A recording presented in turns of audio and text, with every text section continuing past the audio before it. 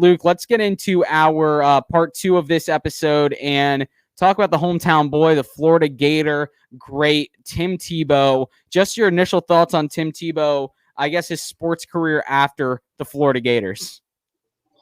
Yeah, I think Tim Tebow's sports career after Florida Gators, I don't know about you, but I was a big Florida fan growing up, especially during that time. That was when they were winning national championships. Tim Tebow was part of 2 of those, and then he also won the Heisman with Urban Meyer.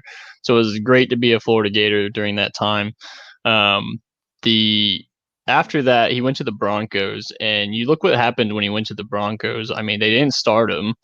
They were 1-4, and then the crowd was chanting Tebow, Tebow, and so eventually the coaches put him in, and he took that 1-4 team to the playoffs. And then what happens? They beat the Steelers, and then after that they get shellacked by the Patriots. But after that season, I don't think he got really a good shake at things. He just took a 1-4 team to the playoffs. Then he won a playoff game, something that most quarterbacks can't even say they've done. And then the next year he gets kind of blue balled by the rest of the league and doesn't get a starting chance, I think. Yeah. Because Mr. Peyton Manning came knocking on the door and said, "Hello, Denver. I would like to go win a Super Bowl." And they said, "Yes, sir." So then he went to baseball. I'm a big baseball guy. I love playing baseball. So I can see he's big. He's played before. And if you've played before, you probably still have it. Maybe you can't hit all the pitches, but you'll eventually catch back up to it. So he did his career with baseball. And now he's coming back to Jacksonville with his old coach, Urban Meyer, and saying, "Hey, what can I do?" Yeah, you talk about the that season with the Broncos beating the Steelers. Obviously, the game's on behind me for those that are watching.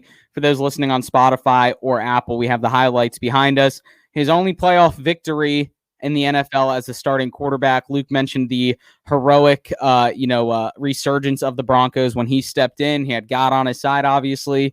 A little bit Fourth quarter. Easier when you have God on your side, right? And to watch him beat a Steelers team that at the time just seemed like a juggernaut in the AFC was pretty impressive. And I think he was one of a few quarterbacks that have ever been released by their team after winning a playoff game the season prior. And obviously you're going to do that for a player like Peyton Manning at the time, who then went on to win a Super Bowl with the Denver Broncos defense. I don't even want to say Peyton Manning won the Super Bowl. I'm just going to say the defense won the Super Bowl. So it's interesting. Following his career has been fun to watch. I think if that one word comes to mind, I'm going to go with ambitious. I think he has never let anything stand in his way. The haters stand in his way. And annoying isn't the word, but as spotlighty as he is, he always seems to be in the spotlight with new ventures, whether it's, being a philanthropist, being an author, being a baseball player. I think he's always kind of been humble and level-headed. I don't think he's ever been arrogant about his success. And now that he's officially retired from baseball, he's bored. Bring him back to the NFL. Absolutely. He's bored. He's an athlete at heart. He's an athlete. He's played, sports his entire life. Would you welcome this to the Jaguars for Jacksonville, or is this just kind of a distraction in your opinion? No, I would absolutely welcome it. For Jacksonville, look at our tight end room. It's nothing that's sparking interest for me. O'Shaughnessy, and that's about it. So might as well work him out, see what happens. I still think he's a freak of an athlete. He's got good size. I still think he's a pretty big guy. No one knows because we've never seen it. Does he pass block well? Can he catch the ball? What do his routes look like? So might as well go work him out. I think he will be on the team.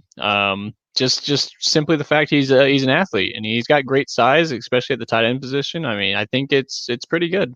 Yeah. It's so funny. First, I saw a few pictures on Twitter get posted. He is jacked. Yeah, he's huge. That's what I'm saying. I think it's off size alone. He fits a tight end mold. Yeah, he's huge. And if anything, he's just a body, like Sam said on episode 87, just to extend the line for Trevor Lawrence. I hope he doesn't take the spotlight away from Trevor Lawrence but think of this, Tim Tebow, Gardner Minshew, and Trevor Lawrence all on the same Jaguars team. Like what a personality room that is with those three guys. Southern, quarterbacks, guys just from the South. You got Minshew from Mississippi. You have Trevor Lawrence from Georgia, and then you got Tim Tebow from Jacksonville. You just got the all Southern room with quarterbacks, or at least locker room. But I think this signing not only does it help the tight end room, I think this is one of those leadership signings that I think would help Urban Meyer. I think he wants familiar faces in there. He wants guys that are just good locker room guys. He wants to make sure that he has people that have his back when it comes to coaching this football team.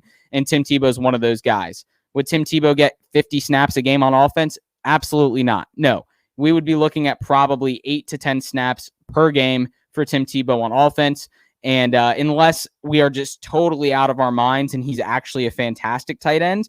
But part of me feels like had he decided to play tight end from the beginning, he actually could have been pretty good. Like, part of me feels like he fits the mold with his speed. We saw him in college play, a dual threat quarterback. He ran the ball a lot. Part of me feels like if he made this decision 12 years ago when he came out of UF, he could have been a decent tight end. Am I wrong? No, I think you're absolutely right. You look what he did at Florida. If he had the ball in his hands and he's being basically a runner at that point, he's trucking people over.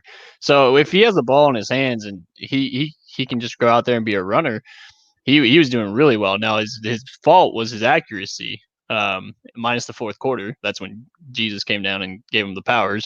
But he as a runner, he's insane. So I think if he can catch the ball, then he becomes a runner, then he becomes a trucker, and then he becomes a scorer. Yeah. Yeah, I mean, this makes sense. You said it perfectly. I just have this feeling that he will be on the roster. It makes sense. Now, if Doug Marrone was still here and Dave Caldwell was still running the show, Tom Coughlin, I don't think so. But this makes sense with the current regime.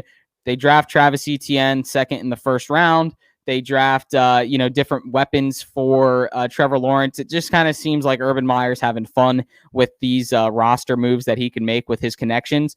And this one kind of just aligns pretty perfectly with Urban Meyer, with Tim Tebow coming back to Jacksonville. Anything else on Tim Tebow from you, Luke? Think about a Philly special with Tim Tebow. I mean, when you look at the play, it was another Florida tight end throwing the ball to Nick Foles on the Eagles Super Bowl win. So what if we had Tim Tebow doing that? Now, I think he is a lefty, so it might cause problems based on where that was. You would have to flip the play over. But, I mean, if he has some accuracy, I could see some trick gadget plays coming from that. Yeah, we'll see what happens. Hey, him and Minshew, he might use this as an opportunity to maybe try and steal the backup job from Minshew. Who knows? But we'll see what happens. Well, let's get into the third part of the episode 88. Again, if you're listening on Spotify or Apple, go watch the video on YouTube. We have a lot of fun doing these videos. You can always take a look at what's going on behind me. If you're watching on YouTube and you want to listen on the go and keep your eyes on the road, go follow our podcast on Spotify or on Apple.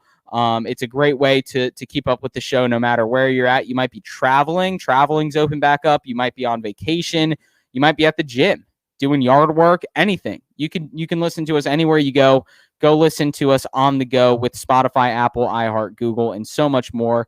And thank you to our sponsors, Shores Pub Mandarin and Strings Sports Brewery. They do a great job at both those locations. And luckily for me, they're both on opposite sides of town, so I never have to decide where I'm going, depending on where I'm at in town. I can pick one or the other. They do great jobs wherever they're at. So go check out Shores Pub Mandarin and Strings Sports Brewery.